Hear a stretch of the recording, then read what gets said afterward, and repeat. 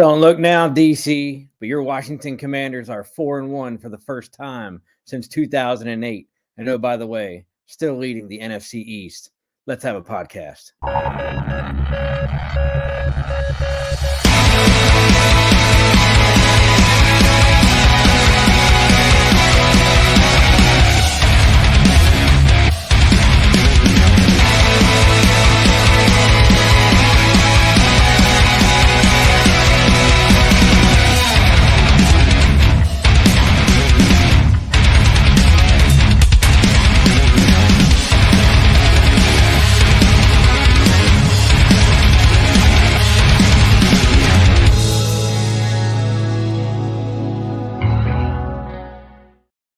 Hey there, welcome once again to Commanders Gridiron. I'm your host, Steve Lockman, where we talk about all things Washington Commanders on the field and off the field. And as you know, our productivity on the field pretty much dominates everything we talk about, starting to make national headlines, making the national talk waves, media coverage here in the DC area, and there's no shortage of it. But as always, we usually try to start our show with any pertinent off the field news.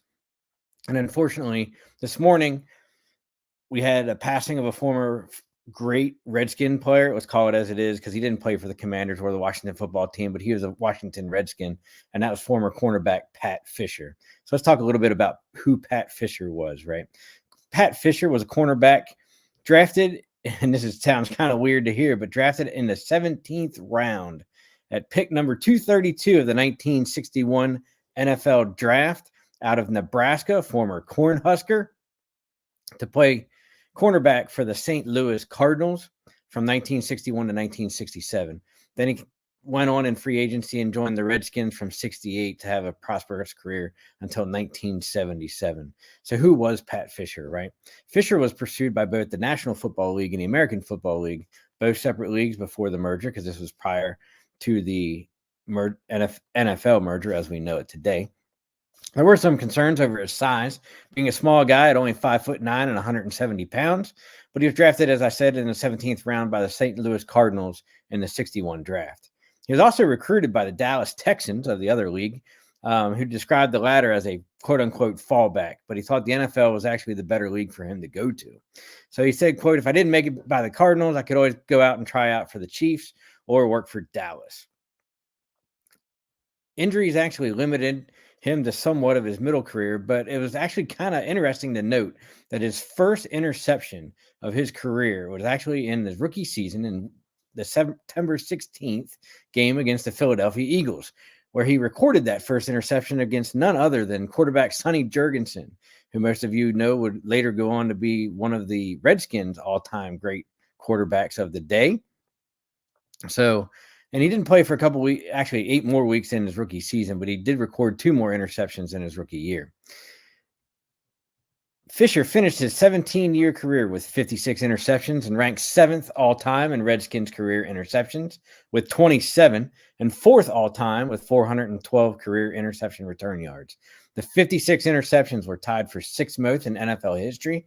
In nearly a half century since his retirement, he still ranks among the top 20 all time for interceptions in the NFL. At the time of his retirement, Fisher had played in 213 NFL games, then a record for NFL cornerback. He was well known for his strong tackling skills despite his diminutive size. One of his most memorable defensive matchups was actually against Philadelphia Eagles receiver Hall of Famer Harold Carmichael, who stood 11 inches taller than Fisher. Fisher's mantra was "get a leg up and you own him," is actually used today to motivate and teach smaller defensive backs how to defend the taller wide receivers of the NFL. Some other notable achievements among Fisher's career was he was 2-time first-team All-Pro in 1964 and 1969, 2-time second-team All-Pro in 65, 72, and a 3-time Pro Bowler in 64, 65, and 69. He was named as part of the 80 greatest Redskins, and he's actually a member of the Washington Commanders / Redskins Ring of Fame. Mr. Fisher passed away this morning at the age of 84 in his hometown of Leesburg, Virginia. As always, as we work through our show tonight, you'll see the scrolling banner at the bottom of the screen talking about what we're going to talk about, the topics. And let's be honest, here as of late, with not so much off the field news, there's pretty much only two things we talk about. We talk about winning the previous Sunday and how we're going to win coming up the next Sunday, right? So we're going to throw in some stats and some useless Jeopardy knowledge throughout the evening. And as always, use that comment box on whatever medium you're listening to at Out of the Box Sports or at Commander's Gridiron. We love the feedback. We love the interaction. Stop and say hello. Let's talk X's and O's. Hey, man, even if you want to talk about your own team for a hot second, we can do that as well. We can talk about how we're going to match up with your team if we're going to play you here coming up in the next 12 weeks. And as always, like I said, we love that interaction. We love the questions, love the comments. So you drop a line there in the box, and we'll get to them as they pop in. So as most of you know, and as we alluded to in the prelude coming up into the podcast tonight, the Washington Commanders are now 4-1, first time since 2008. And actually, you know, it doesn't seem like that long ago, but it's actually, man, a long time ago. When it's over a decade, it's a long time ago, right? And how do we get there? Well, we got there by going into Landover this past Sunday and facing off against the Cleveland Browns, who are actually 1-3 going into that contest, as we were 3-1. And it was interesting because on last week's podcast, I talked about how we needed to do certain things to limit the Cleveland Browns in order for us to come on top. Part of that was obviously holding them to minimal yards rushing, right? And we did that. We held them to around 100 was the key number, and we'll get into all those details later. We had to also have our secondary, along with the front seven, work in tandem to get basically Deshaun Watson off kilter, get him to the point that, you know, he basically did what he did on Sunday. Wasn't accurate, was throwing balls high, throwing them short, took a bunch of sacks, which was actually huge and obscure for us, but we'll gladly take them. And just kind of get the whole Cleveland offense off balance, more or less, right? And we're going to dive into why and how we did that. But, you know, one of the things, and I got close. I wasn't too far off on the score. I said basically it was going to be 34-20 Washington. It actually ended up being 34-13 over Cleveland. And, you know, once again, this offense of ours here in D.C. shows why they are just on a tear that most teams don't have an answer to right now. As more games go on in the schedule, as we play harder teams, as we play harder defenses, which we're going to probably have one of the hardest games of the season this upcoming Sunday in Baltimore, you're going to see a lot more challenges to the offense. You're going to see how much reaction and decision-making JD has against those defenses. But, you know, when you go in against playing Cleveland, luckily, it was a home game for us, and you're going against Myles Garrett, who is arguably one of the best defensive players in the NFL. You go against Denzel Ward, who's arguably one of the top 5 cornerbacks in the NFL.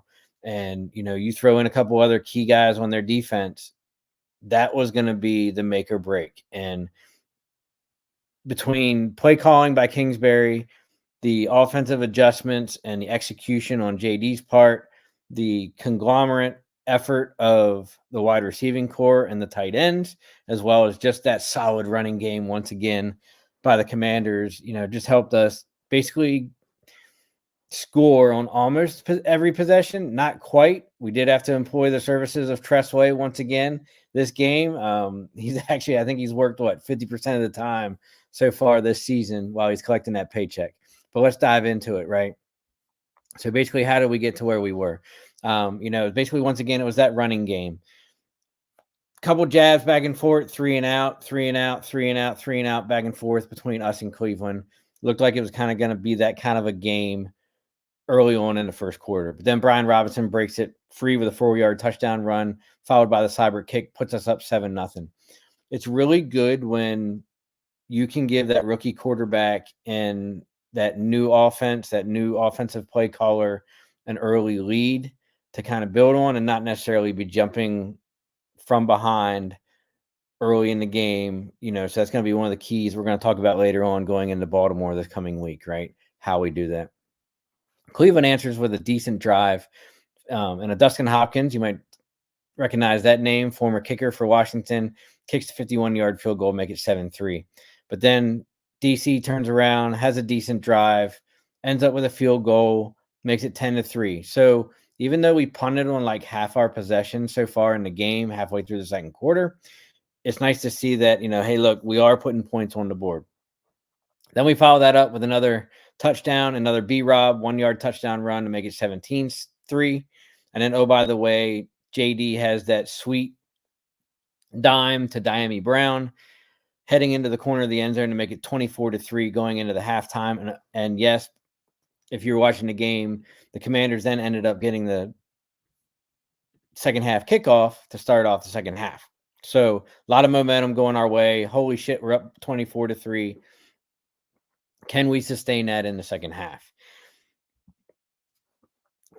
Starting in the second half, we did have the turnover, which, and some fans were super critical of the fumble by Terry McLaurin. But let's be honest, it kind of is what it was, right? And the fact that, the guy was going in literally to just punch and strip the ball out. I don't even want to call it a strip. It's just basically he went in with that swinging arm to get the fumble, and they did, right? But they got really good field position off of that. Cleveland turned it into a field goal, makes it 24-6. Washington turns around with a decent drive in the third quarter, responds with a Jeremy McNichols, who's the third running back of our running back room this year, who's actually proven to be a good, solid mixture to Eckler and B-Rob to make it 31-6. And lo and behold, you got to wonder, you're like, man, like, are we going to keep pouring on the points to make it another 40 spot? Is Cleveland going to make a late run here with half of the third quarter to go and all of the fourth? Who knows, right? But then Cleveland kind of seems to be self-destructing on their plays. There was a play going into the fourth quarter that we'll talk about in a little bit, where Watson just wasn't himself, and everything kind of seems to be falling apart for them. But it's 34-6 going into the third quarter. Fourth quarter, Cleveland does answer with a touchdown about halfway through to make it 34-13. And that's when basically, Dan Quinn and coaching staff basically kind of pulled some of the starters, get some of the second string guys in, get them some real game reps. Marcus Mariota came in. JD didn't even play 3/4 of the last quarter, much of the fourth quarter at all.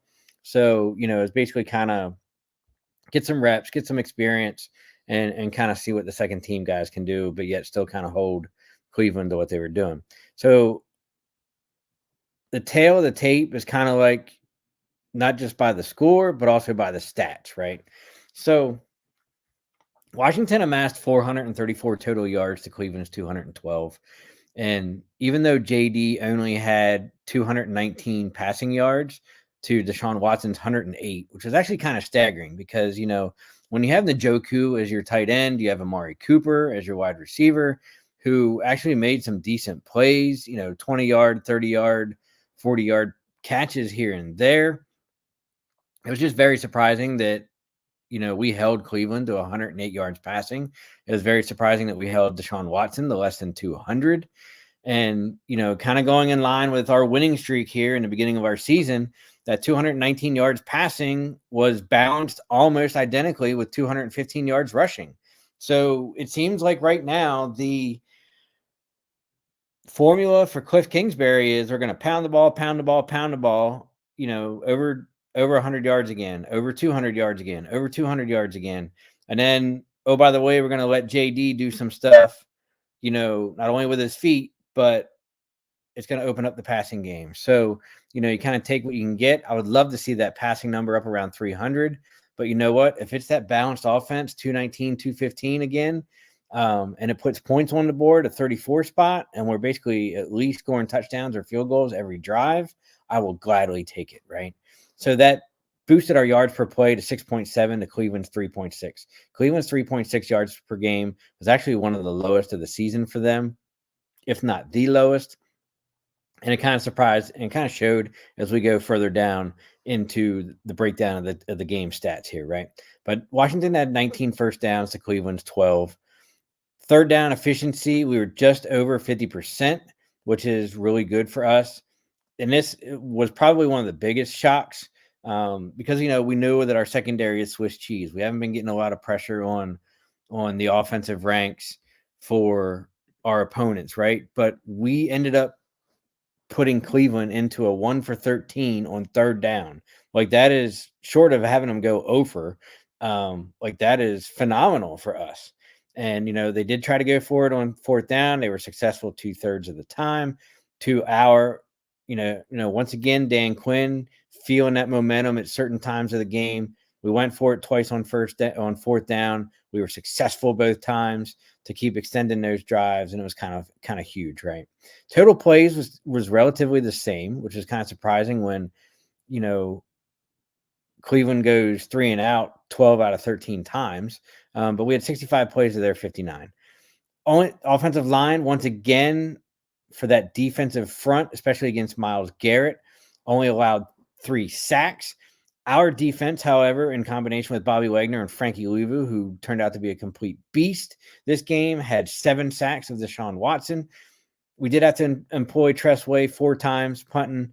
Penalties, once again, were, I don't want to say volatile against us, but they kind of were at inopportune times, right? So we only had 5 penalties for 31 yards, which doesn't sound like a lot, but when you're moving the ball down the field, you're kind of having a good drive, and then you have that false start or you have that illegal formation. It does definitely kind of kick you back. And in certain cases, some of those penalties out of those 5 kicked us back into, a second and long or a third and long or something like that. But it kind of is what it is, right? Once again, it was interesting to see how we were going to rebound from it. We had 1 fumble lost, 1 fumble, of which we lost. That was the punch out of Terry McLaurin. Look, there wasn't anything he was going to do about that. So it kind of is what it is, right? And then, you knew it was going to happen sooner or later. JD has an interception. Even though the interception, they capitalized with a touchdown off of that. Actually, the first field goal off of that. That interceptions are going to come with a quarterback. They're going to come with a rookie quarterback. But he's been able to manage the game into a remarkable aspect that he's not throwing interceptions, many of them. He's not taking a lot of sacks. He's being able to extend the play. He's being super accurate. And speaking of super accurate, our good buddy Paul Spencer chimes in. Jaden has the sweetest long ball in the basket I've seen, especially from a rookie. Daniels is better than Williams 100%. And, look, whether that was, week after week, you're seeing those dimes being thrown into the basket, as Paul alludes to. Last week it was the basket into Terry McLaurin. The week before that it was McLaurin. The week before that it was Noah Brown, and then we had the sweet dime in prime time against the Bengals. Right, this week it just happened to be Diami Brown tiptoeing into the corner of the end zone for that late touchdown. So it is very eerie in a good way to see the accuracy on the move from the mobile quarterback in JD that he has, and the fact that he's throwing that longer ball or opening up the playbook. He's being able to extend plays, whether they're designed runouts to become passes or whether he's feeling the pressure and scooting around either in the pocket, outside of the pocket to extend it. And we're going to talk about some of those passing plays a little bit later on. But, look, as it breaks down, you kind of know that, look, Jaden Daniels went 14 of 25, 238, 1 touchdown, 1 interception. He was actually the leading rusher, so to speak, even though it didn't seem like that. He had 82 yards, 7.5 yard average out on 11 carries, if you want to call it that, 11 carries. But the big contribution, as we know, was Eckler, McNichols, and Robinson, of which Eckler had 67 yards, McNichols had 44, and B-Rob had 18. And once again, between those 3 running backs, we counted for 3 rushing touchdowns. Terry had a huge game himself, 4 catches, 112 yards, and 28-yard average. And, like I said, once again, Diami Brown, with Noah Brown being out on injury, Brown steps up into that number 2 passing receiver slot. to have 2 receptions, 57 yards, and that one big touchdown. As K80 Tick says, I've never seen John Allen smiling like he was during the locker room speech. Oh, from Louvu, this is awesome. Yeah, for those of you on social media, especially on X, who saw the video post game, basically Dan Quinn was giving out post game balls right after the game. Not all of them, but just like 3 or 4. And one of the special ones we're going to get into here in a second. But one of the things, because he had such a great game defensively with a couple sacks, a fumble recovery, rushes, hurries, and stuff like that, pressures, was Louvu, right? And Louvu basically went into this little post-game speech and, chant with his teammates. And, you saw John Allen smiling. You saw Payne smiling. You saw Bobby Wagner in a good mood, and just that whole defensive front. And it's stuff that you haven't seen from these guys, especially the guys that have been here in DC for, their entire career, or through the losing Ron Rivera era, right? Payne, Allen, and the work. So it was really nice to see that. You can see the culture coming around. And, sometimes it's not always about guys that are currently on the team and the impact they have, but more so what past players have kind of made to this team, or made for this team, right? And one of the things that Dan Quinn did, because look, he is a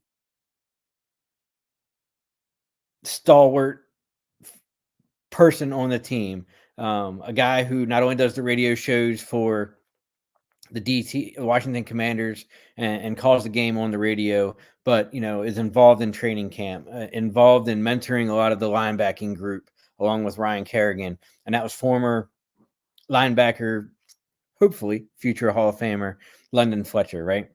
Dan Quinn presented London Fletcher with a game ball shortly after his post-game radio session, Fletcher's post-game radio session, and before Dan Quinn's post-game media presser. London Fletcher recently lost his wife to breast cancer. I think like a week or 2 ago. I think it was like within the last week, to be honest. They actually hugged after the interview between Fletcher and Dan Quinn. Adam Peters gave Fletcher a big hug too, and then Dan Quinn gave Fletcher one of the game balls for just his contributions to the team, both on the field, off the field, and just his presence that he has around the room, right? Eileen says, "Hi, Steve. Commanders are looking good." Absolutely, we are 4-1, top of the NFC East. Big game coming up this week against Baltimore that we're going to get into. But, hey, as we do, let's just talk about, a lot of the crazy stuff and statistics and facts and, the recaps of this crazy game that Washington has been able to amass and put up in what, is projected to be, in all honesty, like a 3-year rebuild, right? Remodel, retool, rebuild, whatever you want to call it. But you got to think that they hit it big with the number 2 overall pick in Jaden Daniels. Absolutely, positively, right? So no player in NFL history has ever had 1,000+ passing yards, 250+ rushing yards in their first 5 games of their NFL career until, that's right, Jaden Daniels. So the narrative has changed quite a lot in the past few weeks surrounding the Commanders, right? So obviously, in week 1, we faced the Buccaneers.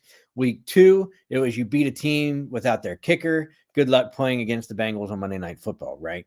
And we go into Cincinnati, beat Cincinnati on prime time. Of course, the narrative in week 3 was the Bengals aren't even a good team. They're 1-2. Crappy starts like they always do with Joey B and company. Okay, that's why you're 2-1, right? The week 4 narrative was the Cardinals aren't good either. The Browns defense is too good for y'all. But we go in, we whoop the Cardinals, and lo and behold, we come out, after a good beating of the Cleveland Browns. And now the narrative is, basically the Browns are the worst team in the league, which, even though they have a lot of really good players, you can kind of make that argument that they are, right? Because there's something like the 29th ranked offense, like 25 to 32, like in the bottom fourth to fifth of the league in offense with Deshaun Watson. So it's going to be interesting to see what the narrative is going to be going into Baltimore and the outcome of Baltimore and what they're going to say coming out, right? Well, let's cover some super quick facts and useless Jeopardy knowledge about a DC football team victory over the Cleveland Browns. The Commanders won their fourth consecutive game Sunday after losing the season opener to the Tampa Bay Buccaneers. The last time Washington won 4 straight games was in 2021 when Washington was 2-6, won 4 straight to go 6-6. And then we kind of had a mixed ending to our season, and we missed the playoffs. I think that was that year because that wasn't the Tom Brady season when we did that Week 18. But with the win, the Commanders are 4-1 for the first time since 2008. But that team fell apart, finishing 8-8. Right, so we basically went 500 in that season in 2021. Number 17, Terry McLaurin caught 4 passes for 112 yards against Cleveland. It was the 17th game, ironically, that McLaurin has totaled at least 100 receiving yards. Pretty cool. 17th game of his career for number 17. With another rushing touchdown, running back Jerry McNichols, who's our third running back in the room behind B-Rob and Austin Eckler, respectively, has scored in consecutive games for the first time in his career. With 3 touchdowns rushing today, Washington has now registered 3 rushing touchdowns in 3 consecutive games for the first time in franchise history. And it goes back to, like we said when we were doing that game recap, that, Kingsbury is a lot more focused right now on that balanced offense and trying to help out JD as much as he can. He doesn't want JD to turn into Sam Howell last year, where, we were not only behind in every game, but also, having to pass the ball 40, 50 times a game. It's not what Kingsbury wants. Kingsbury wants to basically be adaptive to playing off of how the running game is going in the game. So if we're running the ball really well, which is evident with B-Rob and Eckler. Now that Eckler's back from concussion protocol, had that really good game against Cleveland, and then throw in some McNichols just to mix it up, that, then it makes it so much easier for JD in his part of the offense. The Commanders' defense held the Browns to 1-13 on third down, as we talked about earlier, while the Commanders were 8 for 17 on third downs. Washington accumulated that 434 total yards of offense, while the Browns only managed half of that at 212. So, once again, that was kind of a big tipping point too, right? Because you expected a lot more yards and a lot more production out of Cleveland than what you actually got. Why? Who knows? Who cares? But it's what happened, right? The Commanders are reporting the quarterback Jaden Daniels has become the first player to, as we alluded to have those 1,000-yard passing yards, 250 yards rushing in their first 5 career games. It's really nice to note that, when you look at, and this is where a lot of the comparisons are starting, we're only 5 weeks into the NFL season. We're not even halfway. So there's still tons and tons and tons of football left in the season. And I think that's something that people really have to keep in perspective, myself included. And I say that all the time, is we're not even halfway through the season. But, you compare that, the comparisons are being made to what Caleb Williams is already doing in Chicago, or not doing in Chicago, more specifically. What CJ Stroud did, last year going into Houston, what different quarterbacks over the modern era have been able to do, right? And it's super interesting and great to see. Scoring 34 points on Sunday against Cleveland, Washington has now scored 30-plus points in 3 consecutive games for the 8th time in franchise history and the first since 2005. 19 years ago was the last time that we were able to score 3 consecutive games of 30-plus points. Pretty crazy. McLaurin reached 400 NFL career receptions. Awesome. Bravo to him. McLaurin, Gary Clark, and Santana Moss are the only receivers in franchise history to record 400 receptions in their first 6 seasons with Washington. That's pretty good company for our team when you think about all the good receivers that Washington has had in its illustrious history. And last but not least, Frankie Louvu, the Beast, had 7 tackles, 4 solo, a fumble recovery, 2.5 sacks, as the Commanders totaled 7 sacks on defense. unheard of for us because, even up until this game, the first couple of weeks, we're like, where's the defense? Where's the defense? Our secondaries is Swiss cheese. We can't cover anybody. They're picking us apart. It's crazy, right? While Jonathan Allen, Dorrance Armstrong, Dante Fowler, and Bobby Wagner each had one. Actually, Bobby Wagner had 1.5 sacks. So it was nice to see that, look, Allen is being productive, or at least, I don't want to say be productive, because I was watching the game a lot on Sunday, and you see, and where you saw, Dante Fowler coming in with a sack and Armstrong coming in with sacks and Luvu and Wagner, was when that stuff was happening. And, you want to talk a little X's and O's real quick, you would see, two guys on Allen down below. And on the top side, you would see one guy one-on-one against Payne with a chip from the tight end, or the running back going out to do a chip before he goes out to, a passing route or something like that. So, Cleveland was giving the defense of DC a lot of, especially the front, a lot of extra attention and kind of doubling them, which then opened up a lot of other areas for the linebackers, for the edge guys to kind of get their glory, right? As Ken, who is the host of the Silver Lair, who covers the Las Vegas Raiders, chimes in, the Commanders looked impressive. Daniels is for real. I can only imagine that you would hope that you have a quarterback like Daniels out there in Las Vegas for you guys. Man, I'll tell you what, not to jump off the train, but we talked about it last week that, it's going to be super interesting to see what happens with your Raiders and Devontae Adams, whether he ends up getting traded for what they want, whether or not they end up, making him happy and staying. Like, who knows what they're going to do out there, right? I wish you guys all the best in the world out there. Great brand new stadium, and man, you would expect to see a little bit more. I was rooting for you to beat the Broncos on Sunday, and unfortunately that just didn't happen, but it kind of is what it is, right? So one of the things that you went into the post-game presser for Browns coach Kevin Stefanski, one of the things he was asked was, what did you think about Daniels? Like, what's your reaction to Jaden Daniels now that you've played him and then obviously lost, right? And he said, quote, "Yeah, obviously I had a ton of respect for him coming into this game. He made the plays. He was hard to tackle. We had free runners there and couldn't get him on the ground. He was just very athletic, made good decisions, good throws, managed the game well." And he did, right? So, it's nice to see that they're getting that offense, especially the offense, is getting kind of the respect and, I won't say notoriety, but kind of, the attention of the opposing teams around the NFL. And Ken says, "Hey, they want a second round pick and more compensation. No takers yet. LOL." Yeah, that's right. So, I saw the Raiders wanted a second round, and I think it was like plus, basically alluding to like additional compensation.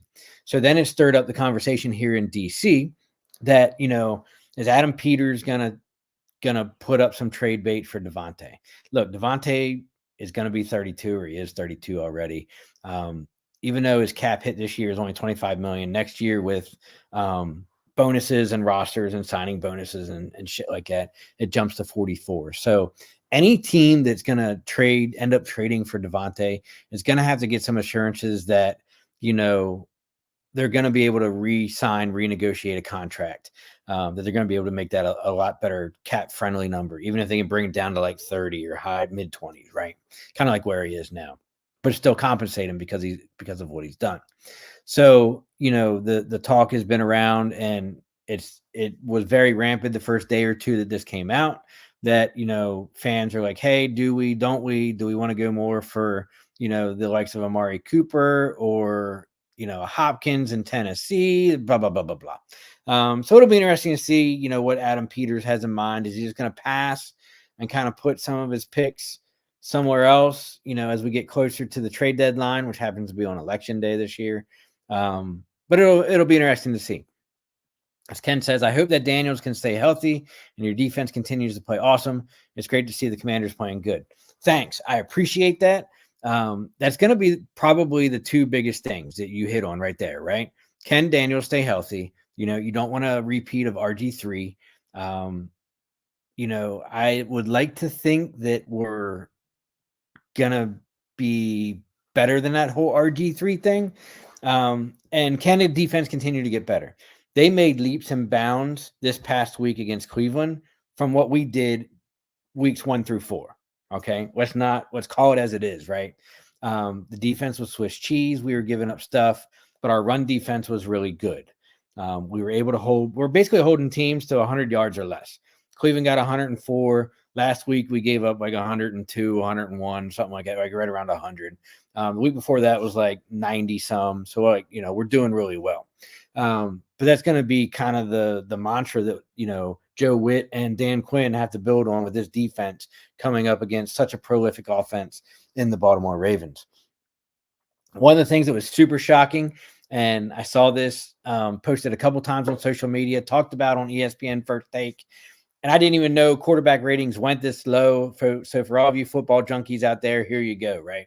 Deshaun Watson had an 8.6. Yes, that is a single digit 8.6 QBR in the loss on Sunday to Washington.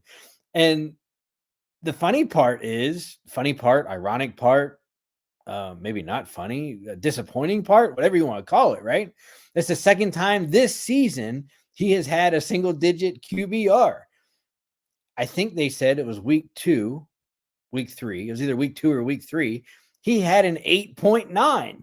So, literally in 2 out of 3 weeks, Deshaun Watson has gone, from what normal quarterbacks, no interceptions, no fumbles, minimal sacks, if any, none, good passing completion percentage and a decent amount of yards, like that kind of deal, right? Will boost your QBR.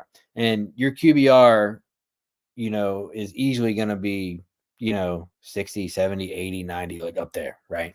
But when you're Deshaun Watson and you turn out a less than 10 single digits twice in 3 weeks in the first 6 weeks or first 5 weeks of the NFL season, something's wrong.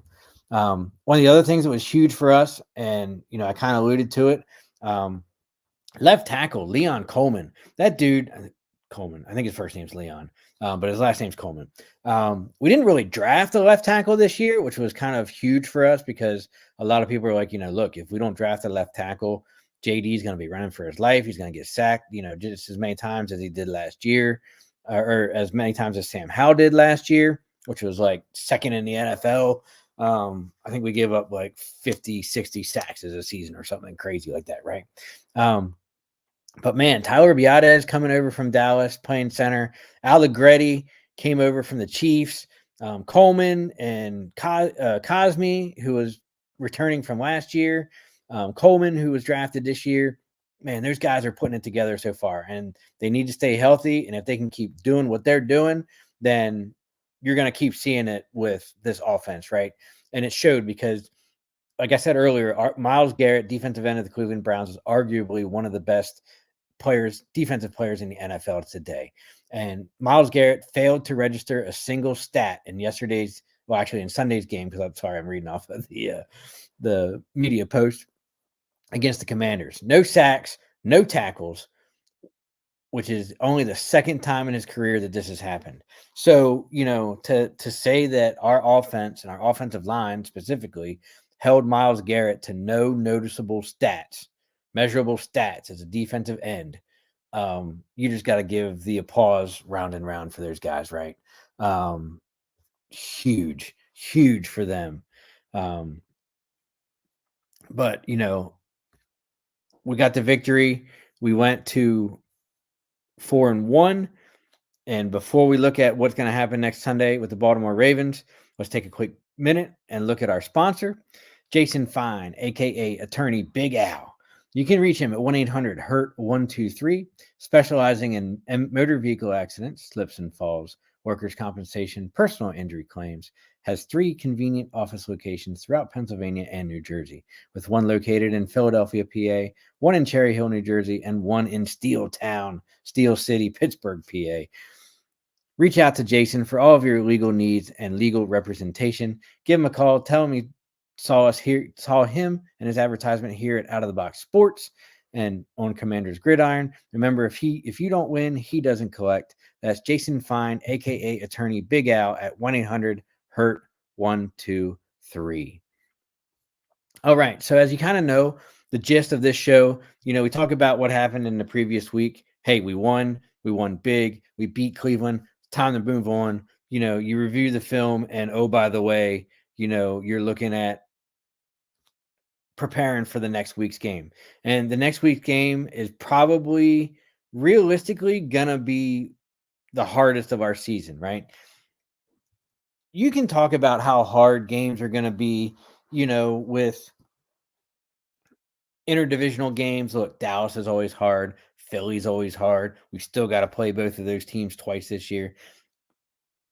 We still have to go to MetLife and play the Giants one more time. So, look, I mean, shit, right there is 5 games of our remaining schedule. And, we still have some difficult games to play. We still got to play Atlanta. We still got to play Seattle. So there's still a lot of football. And one of the biggest games is we got to go up the I-95 corridor and we got to take on Baltimore, right? And Jaden was asked about taking on Baltimore and taking on Lamar Jackson. And Jaden Daniels said on Facing Lamar that we have a good relationship. We have similar things in common. We both won the Heisman Trophy. We're both good athletes. I'm excited to go out there and compete against him and the Baltimore Ravens. So it'll be super interesting to see what happens and how this goes, right? So a couple of the quick notes. It was interesting even before because they have to give, I think it's 10 to 12 days notice per the new collective bargaining agreement. But the NFL, or more specifically NBC, tried to actually flex the game, which is actually going to be a 1 p.m. Eastern game on CBS in Baltimore. CBS said, no, we don't want to flex the game. We're not going to let you guys flex the game. Basically it's a viewership, right? But how awesome would it have been to see Baltimore and Washington primetime Sunday night, battling it out as basically, 2 juggernaut teams in the NFL. And one of the things that, you got to look at, and we kind of touch on it briefly as we look into the preview for the next week's game, is what that team did this past Sunday against their opponent, right? And basically, Cincinnati took Baltimore into overtime, even though they were on the wrong side of it. And the final score was 41-38, Baltimore in an overtime win against the Cincinnati Bengals. But, you got to look at, well, how did Baltimore get those yards? How did they get that scoring, right? I mean, they put up 41 points. So let's take away the game-winning field goal, which I think was, game-winning field goal, 24-yarder by Justin Tucker, who up until a little bit recently has been like money, 99% of everything, right? Extra points, field goals, the whole 9 yards. But, how did Baltimore put up a 38 spot, especially against Cincinnati? But lo and behold, you got to remember that we put up a lot of points against Cincinnati too on Monday night in Cincinnati as well. Here's what's crazy. Baltimore Ravens had 520 total yards, 345 yards passing by Lamar Jackson, 175 yards rushing, led by none other than Derrick Henry, the offseason acquisition, who came over from the Tennessee Titans to Baltimore, right? So that average yard per play was 6.8. So, that was huge, right? Baltimore had 30 first downs. They were 66% on third down efficiency, which can sometimes be our Achilles tendon and heel itself. So can we have that same repeat production that we do enough on defense to disrupt the Ravens to not have a really good third down efficiency, right? And I think that's going to be one of the keys to us among many. But defensively, we somewhere along the line we have to be able to go 3 and out against Baltimore. Way easier said than done, but you're going to have to do it, right? Baltimore only went for it on fourth down once, and they were successful. They had 77 total plays of offense, which is a lot, right? And they only gave up 1 sack to Cincinnati. Now, is Baltimore's offense going to be like going against Cincinnati and Joey B, going against Arizona, Kyler Murray, or even Cleveland and Deshaun? Probably not. They're going to be better, right? When you have basically a double rushing offensive juggernaut duo in Lamar Jackson and Derrick Henry, that's just this big 2-headed monster, right? And we're going to talk about why that is. Ravens had one fumble lost, no interceptions by Lamar. And I think that's going to be key. We're going to have at least one or two turnovers to try and win this game on Sunday. That's probably the second key to the game is turnovers. Look, Baltimore doesn't turn over the ball very much, but when they do, you got to capitalize on it, which I feel like we can with our offense to put points on the board. So whether that's fumbles and, they have fumbled the ball, I don't want to say a decent amount, but they've fumbled it more than there's been interceptions, right? And then get Lamar into a position where there's a batted ball, where there's a ball that's overthrown, whether that's just a bad read, something like that is kind of gonna what you need, right? But let's look at it. Look, even against Cincinnati's defense, Lamar went 26 of 42, passed for 42 times for 348 yards and 4 touchdowns. The bigger problem that I think we are going to have is the rushing, right? And Derrick Henry had 92 yards, of which, one of those runs was like 60 yards or 50 yards or whatever it was, big run. But that's kind of going to be one of our biggest battles going and keys to the win, possibly winning this game going into it is going to be what we can do or how we can contain the mobility of Lamar Jackson as quarterback, keep him in the pocket, make him be a passing quarterback. We were able to contain Kyler Murray for the most part. We were able to contain, Deshaun Watson for the most part, so it's going to be super interesting to see how we can be defensively against Lamar Jackson.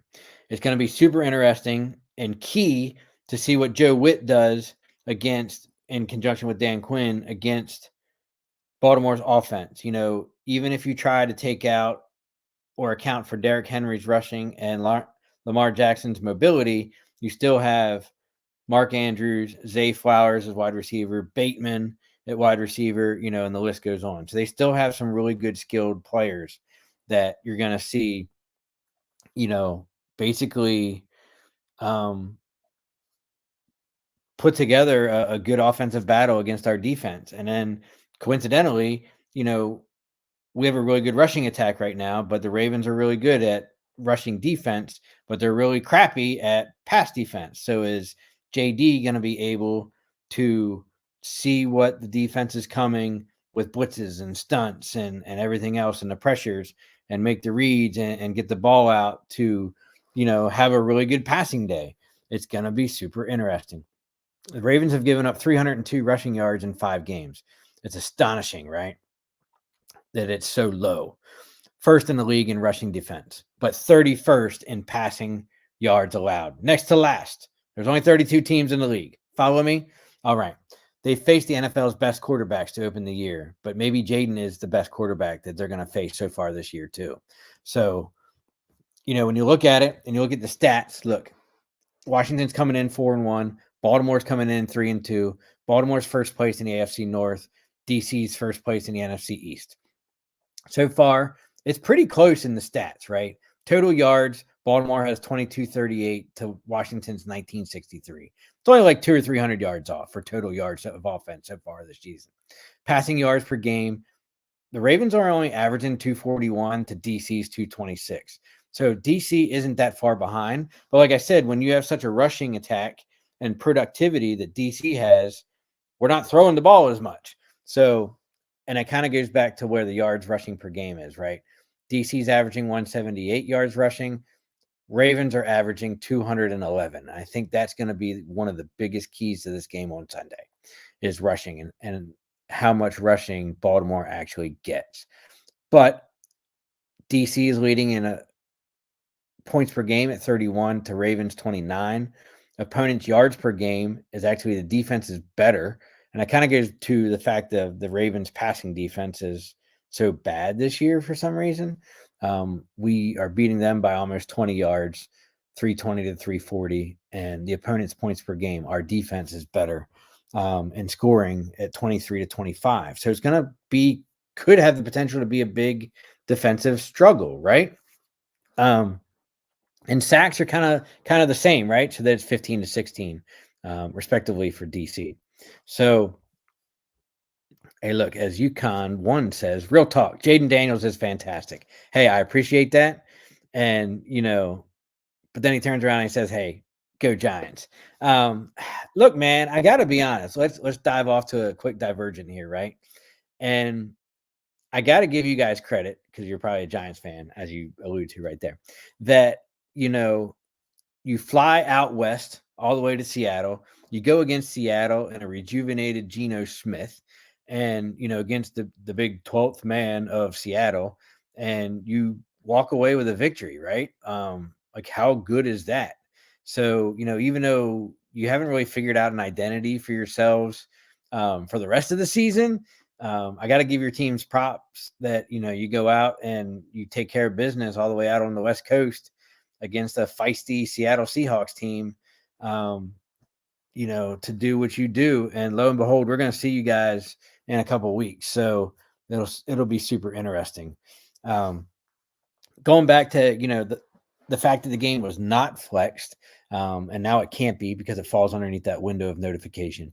The Commanders didn't get flexed this week against the Baltimore Ravens, but it's safe to expect that it's coming, and the Commanders could be flexed depending on the next couple of weeks, the outcomes of the next couple of weeks, and especially in one game in particular. So for the Dallas Cowboy fans here that are maybe listening, Paul, Dave, etc., week 12, currently Sunday Night Football, is currently scheduled to be the Eagles and the Rams.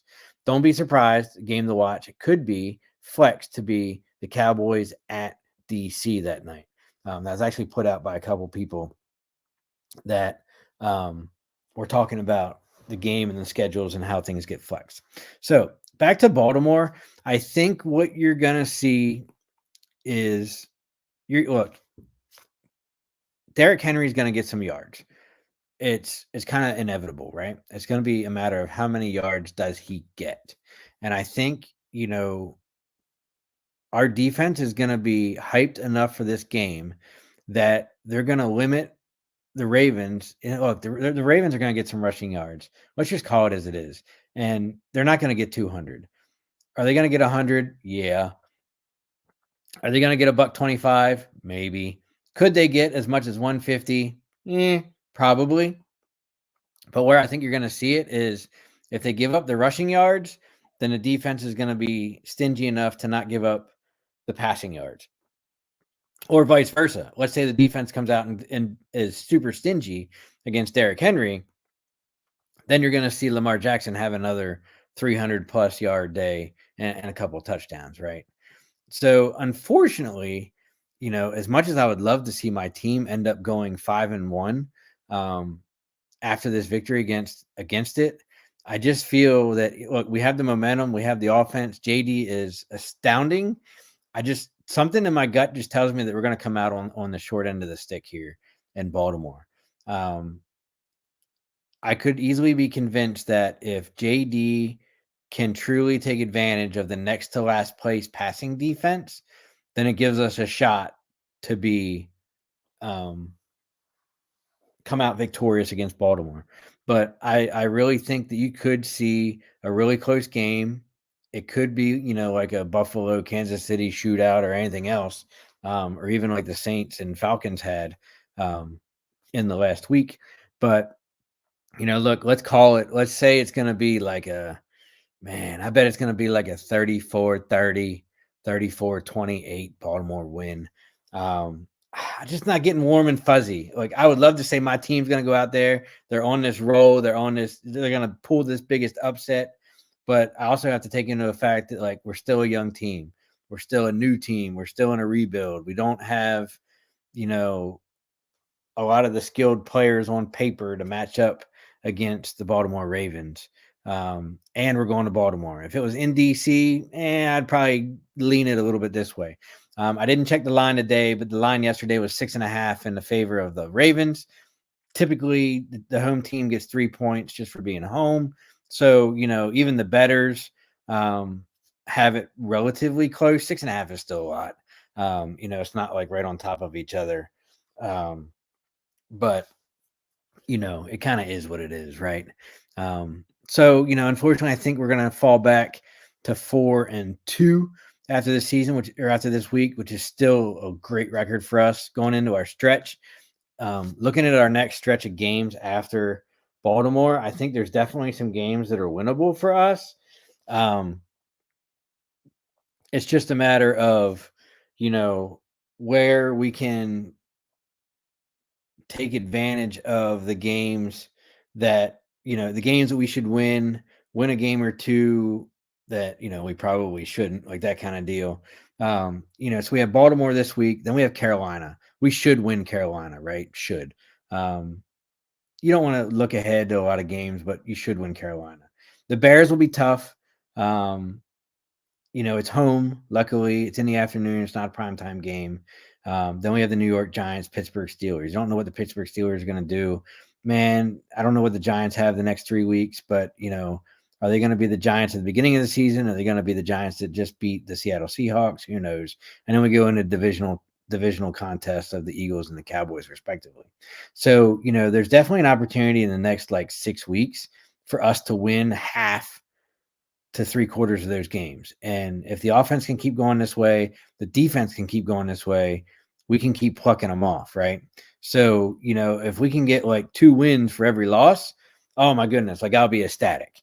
Absolutely, positively be ecstatic. So, it'll just be interesting to see what we can do, see how the defense holds up, and see what kind of product we put on the field. So, I think we're going to take the L this week, but we'll come back and rebound with a couple other vital wins for us. So last but not least, before we close out our show, 2 things that I thought was actually kind of interesting. The first, as many of you being football fans or just watch the NFL know, that the New York Jets fired head coach Robert Saleh today. It was super interesting because, once I read this little statement, then you'll know kind of where I'm coming from, right? By NFL Insider for us here in DC and 106.7 radio host JP Finley says, for Commanders fans, this is a great moment of gratitude, in reference to the Jets firing head coach this morning. In Cleveland, we saw where ownership meddled in personnel and blew up a good squad. Today with the Jets, we saw ownership choose a player over a coach. Be happy Washington is out of that world. Rejoice. So, quick recap, right? Dan Snyder, that would be a typical Dan Snyder move. Firing the head coach, keeping the quarterback, keeping the offensive coordinator, not firing anybody else, that kind of deal, right? But we're not in that era. They don't have to worry about us talking about us about that, the whole 9 yards. So super awesome that, we can talk about our offense, talk about our team, talk about the defense, talk about the winning streak, talking about us doing records, setting records, the whole 9 yards, being productive. Look, I was when we looked at the schedule at the beginning of the season, I said, hey, first year of the rebuild, if we can do 800, I'd be happy. That 8-9, 9-8, right around there. We're already 4-1 with some winnable games coming up on our schedule. So we have the serious potential to be 800 already. If we can keep the momentum going and keep building on what we're doing, man, there's no reason why we can't win 10 games. Maybe even throw in 11th game for good measure. Like I said, a lot of those divisional games are going to be hard. It's going to be where we earn our money, earn the victories, and that's going to be where we have to, right, with 5 divisional games left on our schedule. The last thing I wanted to allude to before we cut out for tonight, and even though DC is not on this list, however, I feel like they could be at some point in time at the rate they're going. I found this graphic, and I wish I could share it on here, but I'll describe it to you. So it's the least amount of time trailing for NFL teams through the first 5 games of the league since the 1970 merger. So that's what, 54 years or something like that of football, right? Some crazy number. So number 6 was actually the 1998 Broncos. Now, keep in mind, is through the first 5 games of the season, the total amount of time that these teams have trailed in 5 games. Okay, games are 60 minutes long, right? So how long have these teams trailed in the first 5 games? The 1998 Denver Broncos, 4 minutes and 23 seconds in the first 5 games. What they do? They won the Super Bowl. The 1999 Rams trailed for only 2.5 minutes, won the Super Bowl in the first 5 games. 49ers of 2023, 1 minute and 45 seconds. They lost the Super Bowl last year. 1984 Dolphins, 1 minute and 7 seconds they trailed in their season in the first 5 games. They lost the Super Bowl. Following the trend, all these teams went to the Super Bowl. They either won or they lost, right? This is so the two staggering stats is the 2024 Vikings, who are undefeated, one of 2 remaining teams undefeated, have only trailed for 3 minutes and 26 seconds. So it ranks them 5th of all time since the 1970 merger. So you kind of got to determine what's going to happen later on this season, right? Are they going to continue it? Are they going to die and, die off, not make the play? I mean, they're going to make the playoffs, right? You got to think so, with one of arguably the best wide receivers in the league. But who knows what they do? This is the staggering one. 2009 Saints never trailed in their first 5 games of the 2009 season, and they won the Super Bowl. So when you look at it, 5 out of the 6 teams, because their seasons had already been completed, 3 of them won the Super Bowl, 2 of them lost the Super Bowl, and you got to see what the 2024 Vikings are going to do. Why do I bring that up? Because arguably, that for the last week, especially since the Cleveland win, Washington has been compared and been given the moniker that they are arguably one of the best teams in the NFC at this time. That's the key phrase, at this time, right? In the first 5 games of this season so far in the 2024 NFL season, they are one of the best teams in the NFC. You could make the argument that, Detroit is up there. Obviously, Minnesota's up there because they're undefeated at 5-0. With a bye this week, an early bye, by the way, which nobody has to like, whether you're a fan of Minnesota or not. Detroit has to be up there. You know that teams always make some late runs. Atlanta's playing some great ball right now, but our beloved Washington Commanders are doing some great, football as well right now. So, hey, give them their props while they're doing great. Hopefully we can sustain the momentum. Hopefully we can pick up some wins. Look, there's going to be some losses coming up this season. Nobody's naive to that. We don't think that we're going to go unbeaten the rest of the season with 1 loss. In all honesty, I mean, look, let's call it as it is. We're probably going to lose to Baltimore. At the rate Atlanta's playing, we might even lose to Atlanta. And on paper, you usually go into the season saying that you're going to lose half of your divisional games. If you can win both against a divisional opponent, it's kind of like icing on the cake, right? But let's just say, hey, look, if we go 1-1 against Dallas, we go 1-1 against Philly, and we go 1-1 against the Giants, of which we've already beaten once, then, you throw in an Atlanta loss, throw in a Falcons loss, there's 5 more losses right there. Tack that on to the one we already have, and lo and behold, you could go 11-6, 11-7. So it's all there, and it's just going to be what we make of each week. Take each week 1 game at a time and see what happens. As Paul says, hey, okay, I'm on you. You convinced me. DraftKings, Commanders NFC Championship game, plus 2,100. Why not? Wow, 2,100.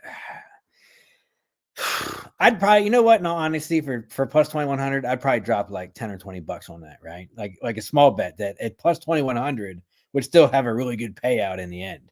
And look, if in 4 weeks we still only have 2 to 3 losses, because we have 1 now, and then let's say we lose to Baltimore, and then a Dallas loss, or God forbid, holy shit, like a Chicago loss or something.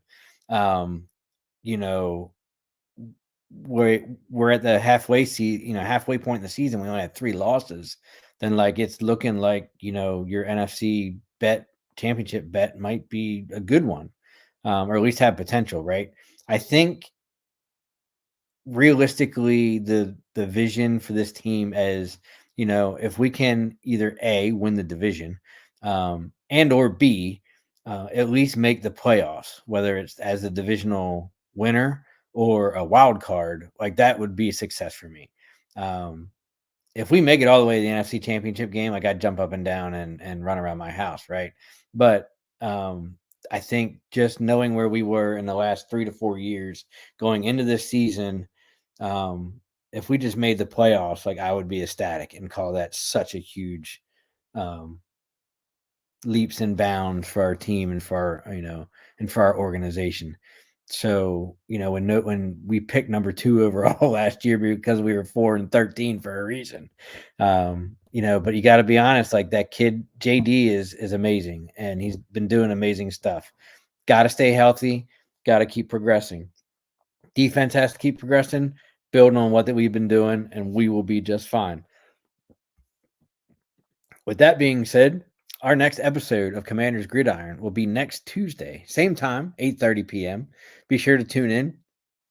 As we keep going further into the season, as we get closer to some divisional games, we'll have some guests on. Probably when we go into Philly week, when we go into the Dallas week, when we go into the Giants week again.